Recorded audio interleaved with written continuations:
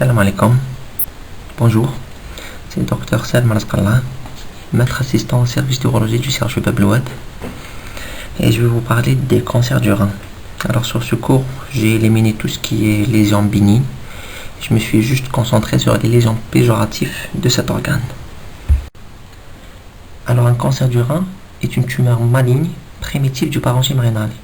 Bien sûr là on ne va pas parler des métastases, des tumeurs d'autres organes à distance. C'est une pathologie de plus en plus fréquente et cette fréquence elle est plutôt liée au développement des techniques de radiologie médicale. On a de plus en plus de cancers du rein qui sont diagnostiqués fortuitement sur des échographies et des scanners faits pour d'autres pathologies. C'est le troisième cancer urologique après le cancer de la prostate qui est lié plutôt à des facteurs génétiques et le cancer de vessie qui vient en deuxième rang. Le carcinome à cellules claires est retrouvé dans plus de 3/4 des cas de cancer du rein diagnostiqués. Sur le plan épidémiologique, c'est un cancer qu'on peut retrouver à tout âge avec une différence de fréquence des types histologiques. Par exemple, le néphroblastome est retrouvé plutôt chez l'enfant et chez jeune.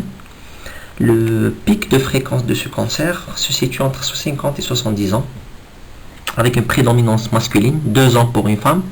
Cela est bien sûr lié à la différence d'exposition aux différents facteurs de risque, notamment le tabac. C'est le troisième cancer de l'appareil urogénital et qui touche dans 90% des cas la race blanche, contrairement au cancer de la prostate, où la peau noire en elle-même représente un facteur de risque majeur. Concernant les facteurs de risque, le tabac, ce grand concentré de toxines et de poisons, est classé le premier. L'obésité et le diabète est actuellement un facteur de risque commun à la plupart des cancers. L'insuffisance rénale chronique et en particulier les malades hémodialysés, ça multiplie le risque de faire un cancer du rein fois 20 à 30.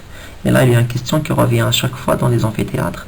C'est pourquoi, tant que le malade est arrivé au stade d'hémodialyse, il est dépendant d'une machine, il n'a pas besoin de ses reins, pourquoi on ne les enlève pas?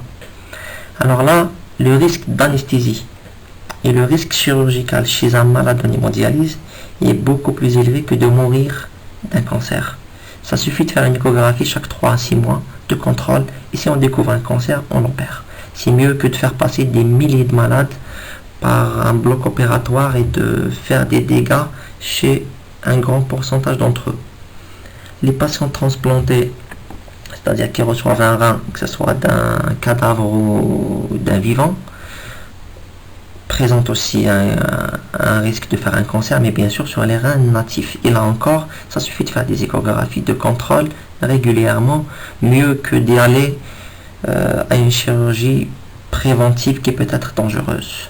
L'exposition aux toxines, c'est lié surtout à des professions particulières, les nitroamines, les amines aromatiques, les industries sidérurgiques, les radiations, que ce soit une exposition professionnelle ou un malade qui a été traité par radiothérapie, et la polykystose rénale qui est une maladie génétique à transmission dominante qui représente aussi un facteur de risque pour faire une insuffisance rénale chronique et un risque de développer un cancer.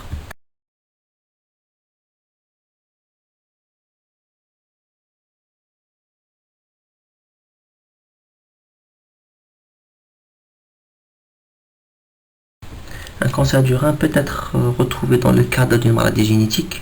C'est le cas de la maladie de Von Hippel-Lindau, qui est une phagocytose autosomique dominante, qui associe un cancer du rein dans 70% des cas, un hémangioblastome rétinien du cervelet, phéochromocytome, des kystes au niveau pancréatique, rénaux ou épididymaire. Peut être associé également à un carcinome à cellules claires héréditaire, carcinome papillaire héréditaire, à une sclérose tubéreuse de Bourneville, qui associe des angiomyolipomes, des hématomes multiples, un retard mental et parfois un cancer du rein. Sur le plan anatomopathologique, le carcinome à cellules rénales est le type histologique le plus fréquent des tumeurs malignes du rein. C'est des carcinomes qui se développent aux dépens des cellules constituant le néphron et il représente 90% des cas de cancer du rein. Et dans ces carcinomes acellulaires rénales, il y en a plusieurs types. Le carcinome acellulaire rénal conventionnel, appelé également carcinome à cellules claires ou tumeur de Gravitz, représente 70% de ces tumeurs. Elles se développent aux dépens des cellules du tube contourné proximal. Un deuxième sous-type, c'est le carcinome papillaire, qui représente 15% de ces tumeurs. L'origine de cette tumeur, c'est les cellules du tube contourné distal. Alors, elles sont de meilleurs pronostics, mais l'élément le plus péjoratif, c'est le fait qu'elles sont multifocales dans 40% des cas. Quand on dit multifocale, c'est pas toujours multifocale sur un seul rein, mais plus souvent multifocale sur les deux reins. Alors, elles sont de bons pronostics, il y a moins de métastases, mais le plus souvent, on est obligé à enlever les deux reins. Le malade il va guérir, mais il va se retrouver en hémodialyse. Les carcinomes en cellules chromophobes, elles sont de meilleurs pronostics, elles métastasent moins. Leur origine, c'est les cellules du tube collecteur, et elles sont de meilleurs pronostics par rapport aux autres tumeurs à cellules rénales. Par contre, le carcinome de Bellini, qui est heureusement très rare, qui se développe toujours aux dépens des cellules du tube collecteur, elles sont de très mauvais pronostics. C'est des tumeurs qui sont très agressives, qui métastasent très rapidement et qui sont très péjoratifs. Là, je vous présente le cas d'un patient opéré dans notre service pour un carcinome de Bellini. Et là, vous voyez une tumeur qui est très agressive, qui fait 5 fois plus le volume du rein, et qui le comprime, qui le détruit pratiquement, et avec des métastases hépatiques qui se sont développées très rapidement, puisque le malade avait un scanner fait 15 jours avant l'intervention chirurgicale, et ces métastases n'existaient pas sur les images du scanner. Alors ça s'est développé très rapidement.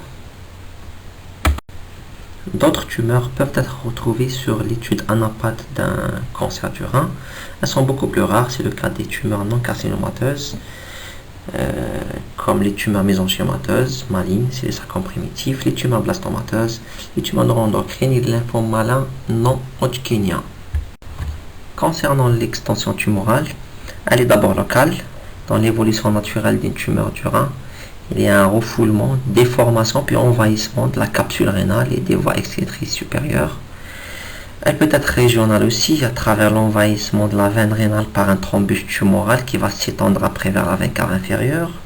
Une extension lymphatique et canalaire à travers les calices, le pilon et les urtères. Des métastases peuvent survenir ultérieurement. Elles peuvent intéresser le poumon, l'os, le foie, le cerveau, le rein contralatéral. Voilà.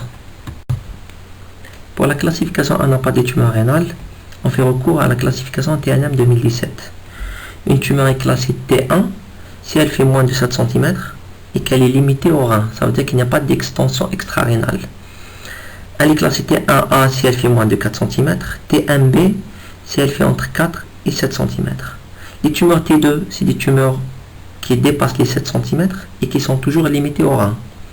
T2A pour les tumeurs entre 7 et 10 cm et T2B pour les tumeurs supérieures à 10 cm.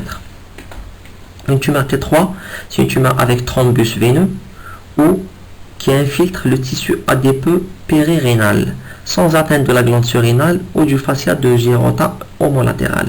Le fascia de Girota, c'est le fascia qui couvre la graisse périrénale et qui est au contact intime avec les organes de voisinage. T3A pour l'envahissement du tissu adipeux périrénal. T3B pour la présence d'un thrombus dans la veine cave inférieure sous-diaphragmatique. T3C pour un thrombus dans la veine cave inférieure sus-diaphragmatique ou infiltration de sa paroi musculaire. Les tumeurs T4, c'est des tumeurs qui infiltrent le fascia de Girota et ou envahissement par contiguïté de la surrénale. Pour l'envahissement ganglionnaire, N0 pour l'absence de ganglion métastatique, N1 pour la présence d'un ganglion métastatique régional.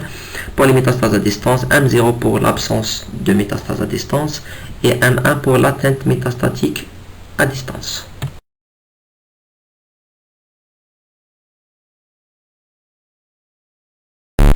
Une tumeur du rein est toujours classée selon son extension locorégionale par la classification TNM et selon son degré d'agressivité par le grade du cancer. Le grade le plus classiquement utilisé, c'est le grade de Fuhrman, qui classait les tumeurs du rein selon la taille du noyau de la cellule tumorale, les contours de ce noyau, le nucléole et la présence de cellules monstrueuses. Actuellement, on a de plus en plus recours à un autre type de grade, c'est le grade de l'ESUP, qui classe toujours les tumeurs rénales selon une échelle de 1 à 4, 1 pour les moins agressives et 4 pour les tumeurs les plus agressives. Cette échelle, elle aide même à évaluer la survie des patients. Sur le plan clinique, les circonstances de découverte, la découverte fortuite est de plus en plus fréquente. L'utilisation de plus en plus répandue de l'échographie TDM et IRM a augmenté de 60% le diagnostic d'un cancer du rein suite à des radios faites pour d'autres pathologies.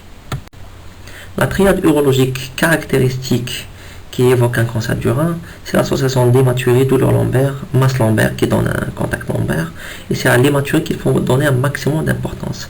C'est ce signe qui doit évoquer la présence d'une tumeur rénale, puisque c'est le signe le plus précoce, c'est une hématurie macroscopique, totale, spontanée, isolée, sans trouble mixonal ni douleur.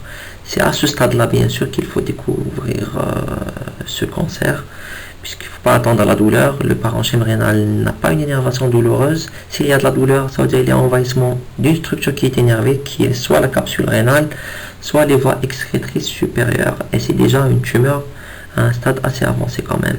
Et les masses lombaires, bien sûr, elles surviennent quand on a une tumeur assez volumineuse. D'autres signes urologiques peuvent évoquer la présence d'une tumeur rénale, notamment l'hémorragie rétropéritonéale par rupture tumorale ou l'apparition d'une varicocèle récente chez un sujet de plus de 50 ans. Une varicocèle qui ne disparaît pas en position couchée, contrairement à la varicocèle primitive du sujet jeune. Là, ça signe la présence d'une tumeur rénale à un stade assez avancé quand même. C'est une tumeur qui a envahi la veine rénale et la veine spermatique. Vous savez bien que la veine spermatique gauche se sujette dans la veine rénale et la veine spermatique droite se sujette directement dans la veine cave inférieure. D'autres signes non urologiques peuvent être évocateurs d'une tumeur du rein. Comme toute tumeur, les signes généraux, l'altération de l'état général, l'asthénie, l'anorexie, des manifestations cardiovasculaires, l'hypertension artérielle, l'insuffisance cardiaque par gauche artério-veineux intratumorale, la circulation veineuse collatérale, les thrombophlébites, des signes liés aux localisations secondaires, notamment les fractures pathologiques, les atteintes pulmonaires et hépatiques. Un syndrome paranéoplasique peut être évocateur aussi, soit par la sécrétion d'hormones-like ou une réponse immunitaire inappropriée. C'est le cas des hypercalcémies, d'hypertension artérielle, polyglobulée, des galactorées, des amyloses, des syndromes de Cushing. Et aussi il y a le syndrome de Stoffer qui est un syndrome assez particulier qui est associé à une insuffisance hépatique, des plages de nécrose intrahépatique avec fièvre et leucopénie. C'est un syndrome qui présente un pronostic très défavorable avec un taux de mortalité très élevé. L'examen clinique pour l'interrogatoire, on précise l'âge, la profession du patient, ses habitudes toxiques, les antécédents personnels et familiaux qui sont très importants puisque le cancer du rein peut rentrer dans le cadre d'une maladie héréditaire. Les signes cliniques, notamment la triade classique, hématurie, douleur lombaire, masse lombaire. L'examen physique précise l'état général du patient, recherche d'un contact lombaire, des signes accompagnateurs, notamment de compression veineuse, présence de varicocèle, d'œdème des membres inférieurs, circulation veineuse collatérale. On doit pratiquer des touchés pelviens, rechercher des ganglions de Troisier, une palpation du bord inférieur du foie, faire uriner le patient à la recherche d'une hématurie macroscopique et faire un examen général appareil par appareil. Pour les examens complémentaires, l'échographie abdominopelvienne est le premier examen à demander devant toute hématurie. Tout hématurie est considéré comme un cancer du rein ou tumeur de vessie jusqu'à preuve du contraire, et l'échographie est un examen assez sensible. Ça permet de détecter des tumeurs supérieures à 1 cm, et sur la classification TNM, une tumeur est classée T1A quand elle est inférieure à 4 cm. Alors on peut considérer l'échographie comme un examen assez sensible pour détecter des tumeurs rénales à un stade précoce. Ça permet également de faire un bilan d'extension initiale. Ça permet de rechercher un envahissement des voies excrétrices supérieures et un dépassement de la capsule rénale. Le scanner avec injection de produits de contraste est l'examen de référence pour affirmer le diagnostic d'un cancer du rein. Le cancer du rein fait partie des cancers qu'on opère le plus souvent sans preuve anapathe. Et là, on se base surtout sur les images scanographiques pour affirmer le diagnostic. On se base sur surtout le rehaussement après injection de produits de contraste de la masse tumorale. Et là, quand on a un rehaussement rapide et intense après injection de produits de contraste, on pense plus à un carcinome à cellules claires. Si le rehaussement est tardif, peu important et homogène, là on pense plus à un carcinome papillaire. Et quand on demande un scanner après présomption d'une tumeur rénale sur l'échographie, c'est un scanner thoraco-abdominopelvien qu'on demande pour faire un bilan d'extension loco-régionale et métastatique. On explore les poumons, le foie et même le squelette. Là, je vous montre quelques images scanographiques de masses tumorales rénales différentes. On a en haut à gauche une masse qui se rehausse d'une façon intense après injection de produits de contraste, qui dessine bien la masse avec quelques plages de nécrose en noir. Là, c'est une image typique d'un carcinome à cellules claires. En haut à droite, on a une masse qui se rehausse de façon homogène, modérée, après injection de produits de contraste, typique d'un carcinome papillaire. Et en bas, on a une grosse masse tumorale. C'est un carcinome de Bellini, avec plein de plages de nécrose et une extension assez importante en loco-régional. D'autres examens complémentaires peuvent être demandés au cas par cas. C'est le cas de l'IRM, ou plutôt de l'angio-IRM, qui peut apprécier le degré d'envahissement des gros vaisseaux du rein ou de la veine cave inférieure et de l'aorte.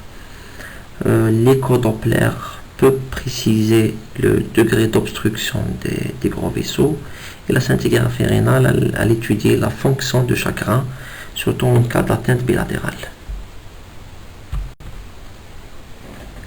La réalisation d'une biopsie d'une tumeur du rein n'est pas systématique. Elle a ses indications. On a l'habitude d'opérer des cancers du rein juste sur affirmation scanographique. Mais il y a des situations où cette biopsie s'impose. La première indication à faire cette biopsie, c'est avant la décision de surveillance active d'une petite tumeur rénale. Quand on est devant un malade grabataire, on décide de faire une simple surveillance, et bien avant de demander des examens complémentaires qui sont quand même coûteux de façon régulière et à vie, on doit au moins savoir à l'avance est-ce que c'est une tumeur maligne qui nécessite cette surveillance, ou bien c'est une tumeur bénigne qu'on doit laisser tranquille. Elle a sa place aussi avant la réalisation d'un traitement ablatif percutané. Le traitement ablatif consiste à détruire la tumeur, soit par le froid, soit par la chaleur. Dans ce cas-là, bien sûr, on n'aura pas une pièce en apate à examiner. Alors, on doit avoir cette confirmation à l'avance que c'est un cancer. Sinon, si c'est une tumeur bénigne, bien sûr, on ne va pas la toucher. La biopsie a sa place avant tout traitement systémique quand il s'agit d'une tumeur inextirpable, soit c'est une tumeur avec un grand envahissement loco-régional qu'on ne puisse pas extraire, ou bien c'est une tumeur métastatique chez qui on décide de ne pas faire la néphrectomie parce qu'elle est trop dangereuse, et là le malade va recevoir des médicaments qui coûtent extrêmement cher. C'est soit un traitement anti-angiogénique, soit un traitement par immunothérapie, et avant d'administrer ces traitements très chers, on doit avoir la confirmation que ce soit un cancer. Elle a sa place aussi dans le cas d'une néphrectomie partielle techniquement difficile. Quand on a une petite tumeur qui est proche des gros vaisseaux, la chirurgie est très dangereuse. On doit au moins savoir à l'avance que c'est un cancer. Ça vaut le coup d'y aller pratiquer cette chirurgie très dangereuse. Et enfin, elle a sa place en cas d'incertitude diagnostique, quand les images scanographiques ne sont pas formelles. La biopsie de cette tumeur, elle peut trancher pour une tumeur bénigne ou une tumeur maligne. Voilà une biopsie d'une tumeur rénale. Elle est faite soit par voie éco-guidée, c'est une sonde d'échographie qui va guider l'aiguille vers la tumeur, soit scanno-guidée, c'est le cas de la deuxième image. Et là, on va faire des coupes scanographiques répétées et on fait progresser notre aiguille jusqu'à atteindre la tumeur et on prend une petite quantité de son tissu pour bien sûr faire une analyse anatomo-pathologique. Une biopsie de tumeur rénale est contre-indiquée en cas de suspicion de carcinome urothélial. Et là, c'est des tumeurs des voies excrétrices supérieures qui sont en contact avec des urines pleines de débris de cellules tumorales. Alors, on risque de disséminer ces cellules à travers ces gouttelettes d'urine. C'est une contre-indication formelle. C'est contre-indiqué aussi en cas de risque hémorragique élevé, surtout des malades sous anticoagulants. C'est contre-indiqué en cas de tumeur kystique sans contingent solide, il n'y a rien à ramener. Et en cas de suspicion clinique d'angiomyolipomes, les angiomyolipomes c'est des tumeurs bénignes mais très vascularisées, riches en vaisseaux, et le risque hémorragique est extrême. Après ces examens cliniques et paracliniques, on peut évaluer le pronostic d'une tumeur rénale. On peut résumer les facteurs pronostiques d'une tumeur du rein en facteurs cliniques, notamment les échelles d'évaluation de l'état général du patient, facteurs anatomiques, surtout la classification PTNM, les facteurs histologiques, liés surtout au grade de Fuhrmann ou de l'ESUP, et du type histologique de la tumeur, avec l'envahissement des organes de voisinage, et des facteurs biologiques, notamment la présence d'une anémie, le rapport entre neutrophils et lymphocytes, l'albuminémie, la calcémie, la CRP et l'LDH. Une tumeur du rein est considérée comme tumeur de bon pronostic quand on a un bon état général du patient, quand la tumeur est à cellules chromophobes comme type histologique, stade PT1, PT2 de la classification TNM, absence d'embole vasculaire, grade 1 et 2 de Fuhrmann ou de l'ESUP, avec des facteurs biologiques normaux. Là, on passe au chapitre traitement. Le but du traitement d'un cancer du rein, l'idéal, c'est de faire une exérèse carcinologique de la tumeur et éviter la récidive et les métastases. Mais dans toutes les situations, quels que soient les facteurs pronostiques d'une tumeur, on vise à prolonger la survie et à améliorer sa qualité. C'est le but principal d'un traitement de toute tumeur rénale. Les différentes méthodes thérapeutiques utilisées dans le traitement d'un cancer du rein, là bien sûr ça diffère d'un stade tumoral à un autre. On va juste les citer puis on va les détailler une par une. Là bien sûr il y a le traitement chirurgical en premier, soit radical, on fait une néphrectomie totale élargie, soit conservatrice, soit néphrectomie partielle ou tumorectomie, c'est-à-dire on n'enlève que la tumeur. Le traitement ablatif, soit cryothérapie, c'est-à-dire traitement par le froid, ou radiofréquence, qui consiste à réchauffer la tumeur pour la détruire. La surveillance active, on ne parlait pas de surveillance active avant, mais là, elle prend sa place chez des patients qui sont grabataires, âgés, avec multitarés. Et il y a le traitement adjuvant, soit la thérapie anti-angiogénique, soit l'immunothérapie. On va détailler toutes ces méthodes. La néphrectomie totale élargie, c'est l'ablation monobloc du rein, de la graisse périrénale et de l'urtère jusqu'au détroit supérieur, c'est-à-dire on prend tout l'urtère lombaire. On peut enlever la surrénale s'il y a des signes d'atteinte tumorale sur la TDM ou opératoire. On fait tout ça après contrôle premier du pédicule rénal, c'est-à-dire ligature-section de l'artère rénale puis de la veine rénale avant de manipuler le rein, c'est-à-dire avant de manipuler la tumeur pour ne pas provoquer des métastases en opératoire. C'était une intervention de référence, mais là bien sûr d'autres alternatives se sont présentées qui sont moins agressives. Là vous voyez des images de pièces opératoires, de masses rénales qui ont été opérées, voilà, après contrôle du pédicule rénal qu'on voit sur l'image d'en haut à gauche. Comme vous voyez sur l'image d'en bas à droite, on était obligé d'enlever même la rate puisqu'elle était envahie. C'est ce qu'on a constaté en opératoire. La néphrectomie partielle ou tumorectomie est une alternative qui prend de plus en plus sa place de façon large dans la prise en charge des cancers du rein, puisque le diagnostic est fait de plus en plus précocement, avec les découvertes fortuites sur radiologie, faites de façon systématique. Alors ça consiste à enlever la tumeur, une petite marge de sécurité, une petite marge de parenchyme sain. Alors elle est faite la plupart du temps après clampage du pédicule rénal pour minimiser la perte sanguine. Elle ne doit pas dépasser les 25 minutes pour ne pas provoquer bien sûr une ischémie irréversible sur le parenchyme rénal. Une marge minimale de tissu sain est suffisante, l'essentiel étant de ne pas faire d'effraction de la pseudocapsule tumorale. Elle permet d'obtenir pratiquement les mêmes résultats carcinologiques que la néphrectomie totale élargie. Et actuellement même l'énucléation tumorale, ça veut dire sans prendre du parenchyme sain, semble ne pas accroître le taux de récidive tumorale locale. Là, c'est des images péropératoires de néphrectomie partielle. Vous voyez sur l'image d'en haut à gauche, la tranche de section du parenchyme ne saigne pas parce que le pédicule est clampé et on est en train de réparer la voie excrétrice qui est ouverte. Et là, le vide qui est laissé par la tumeur, il sera comblé par un tissu hémostatique synthétique qui va se résorber lentement, comme vous le voyez sur l'image d'en bas à droite. Le traitement ablatif par cryothérapie ou radiofréquence, c'est destiné à des petites tumeurs du rein.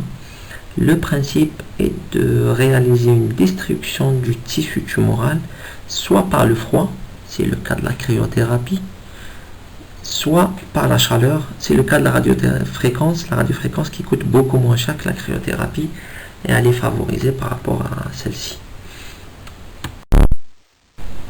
Le principe de la radiofréquence, c'est d'introduire une aiguille dans la tumeur rénale, une aiguille qui s'ouvre en parapluie, qui joue le rôle d'une électrode, qui est reliée à un générateur électrique. Et là, à travers cette aiguille, on va fournir un courant électrique, un courant alternatif de haute fréquence, qui va provoquer un réchauffement des tissus de la tumeur, par résistance bien sûr au passage du courant électrique. Ce réchauffement doit atteindre entre 60 et 90 degrés, ce qui va permettre une destruction du tissu tumoral. Cette aiguille ou cette électrode est introduite par un guidage échographique ou scanographique. Aucune ouverture chirurgicale n'est nécessaire et une anesthésie légère de courte durée est réalisée. Alors c'est une technique qui n'est pas du tout agressive.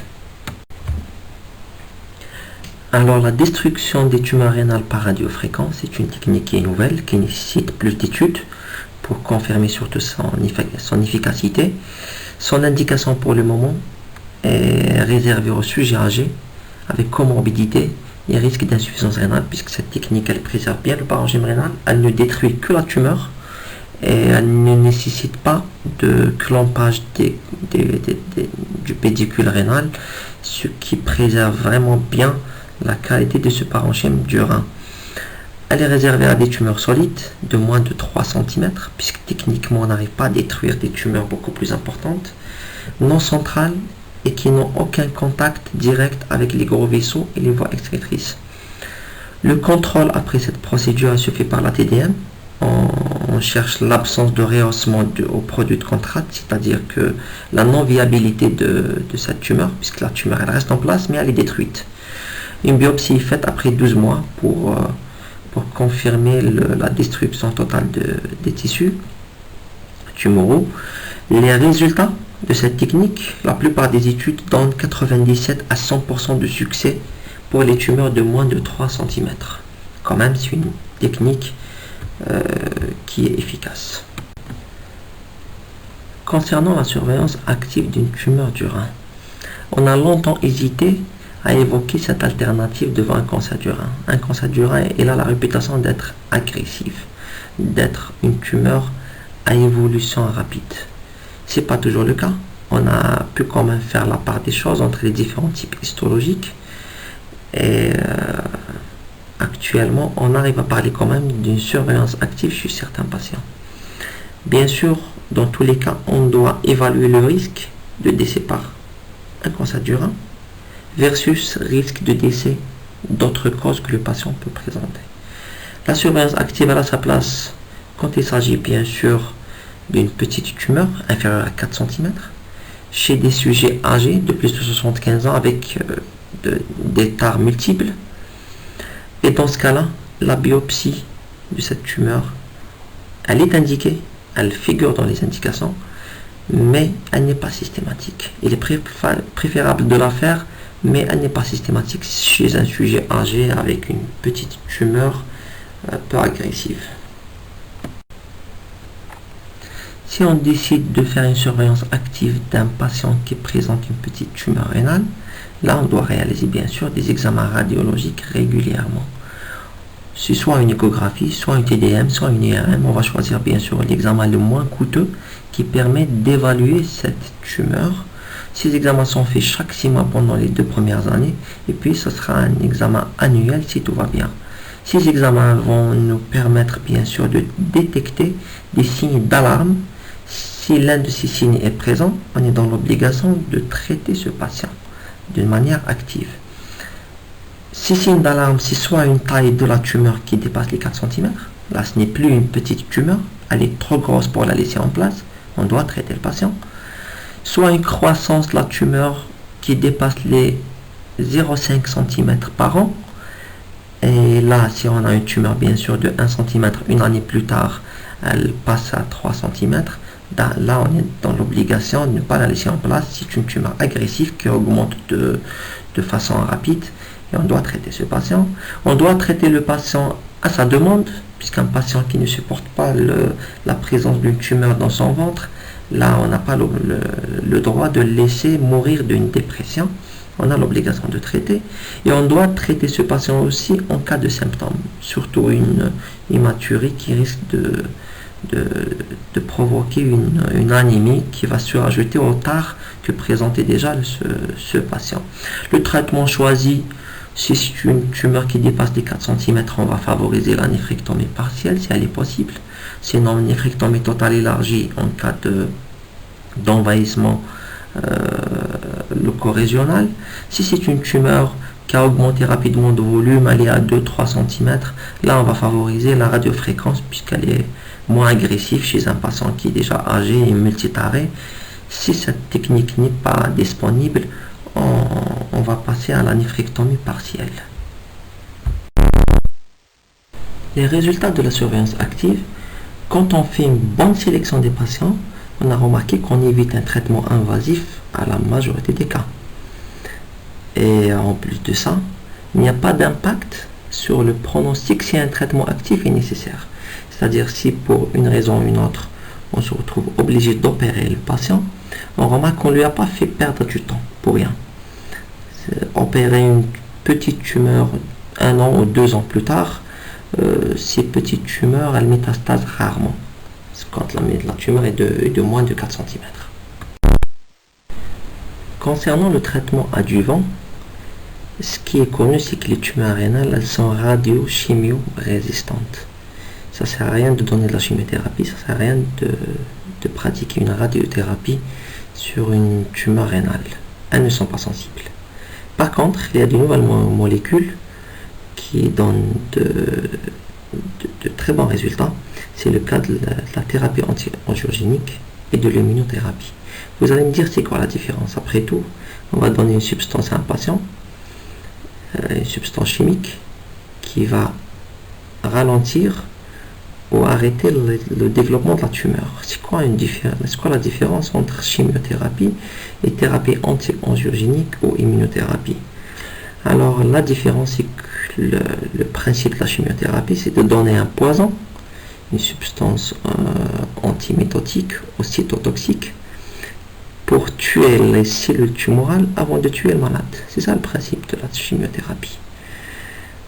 Et c'est des substances qui sont dangereuses, avec beaucoup d'effets secondaires, et qui sont mortelles si on dépasse la dose préconisée. C'est complètement, le principe est complètement différent pour la thérapie anti-angiogénique. Là, c'est basé sur le fait qu'une tumeur, pour qu'elle se développe et pour qu'elle augmente de volume, elle en a besoin de s'alimenter plus. Alors, elle sécrète des substances qui vont provoquer une angiogénèse, c'est-à-dire la genèse de nouveaux vaisseaux qui vont l'alimenter. Et là, en donnant des substances anti-angiogéniques, on va arrêter la formation de ces nouveaux vaisseaux. Alors, on va essayer au maximum de diminuer les apports qui alimentent cette tumeur. Pour l'immunothérapie, c'est différent. On a remarqué qu'une tumeur, pour qu'elle se développe, elle sécrète aussi des substances qui vont endormir et sédater le système immunitaire. Alors le principe de l'immunothérapie, c'est de donner des substances, soit des antigènes, soit des médiateurs chimiques qui vont réactiver ce système immunitaire pour qu'il se défend tout seul. Alors là, il ne s'agit pas de donner une substance qui va tuer la cellule tumorale. On va la tuer d'une autre manière. Pour les indications thérapeutiques, tout dépend bien sûr du stade de la tumeur, de l'état du malade, son état général surtout, et de la valeur fonctionnelle du rein contralatéral, puisqu'on essaie au maximum d'éviter d'aller vers une insuffisance rénale chronique. Alors, pour les petites tumeurs du rein, des tumeurs de moins de 4 cm, c'est-à-dire des tumeurs T1A, la néphrectomie partielle est le traitement de référence. Mais il y a quelques situations où celle-ci est impossible, parce que quand la tumeur elle est polaire supérieure, on enlève le pôle supérieur, quand elle est polaire inférieure, on enlève le pôle inférieur, mais quand elle est médio-rénale et bien incrustée dans le rein, là on est dans l'obligation d'enlever le rein en totalité. Et des fois aussi, quand la tumeur elle s'attache au vaisseau, au niveau du sinus, là aussi c'est la néphrectomie totale élargie qui s'impose, puisque si on doit enlever l'artère ou la veine rénale, là on est dans l'obligation d'enlever le rein en entier. La radiofréquence ou cryothérapie, c'est-à-dire traitement par la chaleur ou par le froid, trouve sa place chez le sujet âgé avec comorbidité et risque d'insuffisance rénale, sous condition bien sûr d'avoir un plateau technique adapté, c'est-à-dire pour avoir cette technique dans le service. La surveillance active, elle est réservée à des patients âgés ou présentant des comorbidités importantes qui ont un faible risque de mortalité par cancer du rein. Pour les tumeurs plus volumineuses de plus de 4 cm et qui sont toujours localisées au rein, c'est les tumeurs T1B et T2, là on essaie au maximum de réaliser une néphrectomie partielle pour préserver bien sûr du parenchyme rénal, mais bien sûr quand elle est faisable sur le plan technique. Et des fois quand la tumeur est importante, cette néphrectomie partielle elle est beaucoup plus dangereuse qu'une néphrectomie totale élargie. C'est beaucoup plus facile de ligaturer les vaisseaux, d'enlever le rein en totalité, que de faire une tranche de section assez importante qui risque de saigner et on risque de mal contrôler l'hémostase. Sinon la néphrectomie totale élargie bien sûr trouve toute sa place. Dans le cas d'un cancer du rein localement avancé, là, la néphrectomie totale élargie est le traitement de référence. Bien sûr, on enlève le rein, la graisse périrénale, on essaie d'être large pour tout enlever. Le curage ganglionnaire systématique n'a aucun intérêt, sauf quand on a une seule adénopathie, on l'enlève bien sûr. En cas de thrombus tumoral dans la veine cave, là on fait une thrombectomie, on ouvre la veine cave et on essaie d'enlever le thrombus. C'est une chirurgie bien sûr qui est très risquée. Le traitement adjuvant ou non-adjuvant, c'est-à-dire donner un traitement par anti-angiogénique ou immunothérapie avant d'opérer ou après l'intervention chirurgicale, ça n'a aucun bénéfice en termes de survie. On fait la néphrectomie totale élargie, on surveille le malade. En cas de récidive, on passe au traitement adjuvant. Dans le cas d'un cancer du rein métastatique, là encore la chirurgie elle trouve toujours sa place. La néphrectomie cytoréductrice, qui est en réalité une néphrectomie totale élargie, trouve quand même sa place. Elle est appelée cytoréductrice parce que le principe c'est de réduire la quantité de cellules tumorales dans l'organisme. Vous allez me dire pourquoi engager le malade dans un risque opératoire alors qu'on sait bien qu'il y en a des métastases ailleurs, surtout quand il y a des métastases qui sont multiples. Là, on a remarqué quand même qu'il n'y a que la tumeur mère, c'est-à-dire la tumeur primitive qui est au niveau du rein, qui sécrète des facteurs de croissance pour les autres tumeurs métastatiques. Alors, ce qu'on a remarqué, c'est que quand on enlève le rein, c'est-à-dire quand on enlève la tumeur mère, les autres métastases, elles vont évoluer, elles vont diminuer de volume, elles vont se réduire. C'est pour ça on a trouvé toujours une place à cette néphrectomie cytoréductrice, bien sûr, qui sera suivie par un traitement adjuvant à base soit d'anti-angiogénique ou d'immunothérapie. En cas de métastase unique, là bien sûr on va enlever la tumeur mère et on va essayer de faire une métastasectomie. Cela bien sûr améliore la survie spécifique et globale.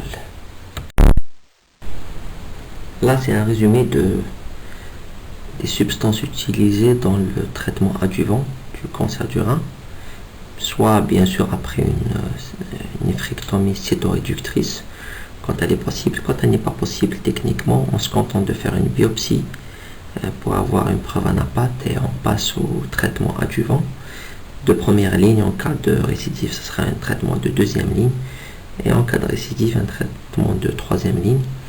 Là, bien sûr, les substances ont été placées selon leur efficacité et leur tolérance. Pour le suivi après traitement, là, bien sûr, pour les tumeurs localisées ou localement avancées qu'on a opérées, on va classer les malades selon le groupe de risque pronostic. Quand il y a un faible risque pronostic, là, on va faire une TDM, thoraco-abdominopelvienne, qui peut être remplacée par une IRM quand il y a insuffisance rénale par exemple. On ne peut pas injecter le produit de contraste. Et cet examen est réalisé à 6 mois de l'intervention, puis tous les ans pendant 5 ans. En cas de risque intermédiaire, ce sera une TDM thoraco-abdominopelvien qui peut être remplacée par l'IRM, associée à une TDM thoracique sans injection, tous les 6 mois pendant 2 ans, puis ce sera chaque année pendant 3 ans, puis tous les 2 ans pendant 4 ans, pour un total de surveillance de 10 ans.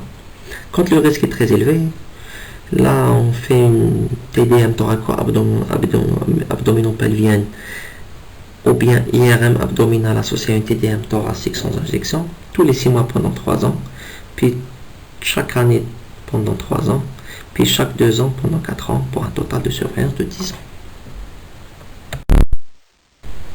Pour la surveillance des tumeurs métastatiques qu'on a opérées ou pas, ou bien qui ont reçu juste un traitement adjuvant, là c'est une TDM thoraco-abdominopelvienne tous les 3 à 6 mois, le temps de survie bien sûr. Là c'est des tumeurs à pronostic réservé et on réalise ces examens juste pour évaluer la réponse au traitement et pour adapter le traitement bien sûr. En conclusion, le cancer du rein est une pathologie très redoutable. Elle nécessite un diagnostic précoce Elle a beaucoup bénéficié des progrès de la science en exploration et nouvelles thérapies. Le pronostic est fonction du stade. C'est pour ça qu'on insiste toujours sur un diagnostic précoce. N'hésitez pas à poser n'importe quelle question. Vous avez mon email qui s'affiche en bas de la page. Vous pouvez me poser des questions écrites ou bien sur un message vocal. Ma réponse serait selon le moyen que vous avez choisi. Je vous remercie et bon courage.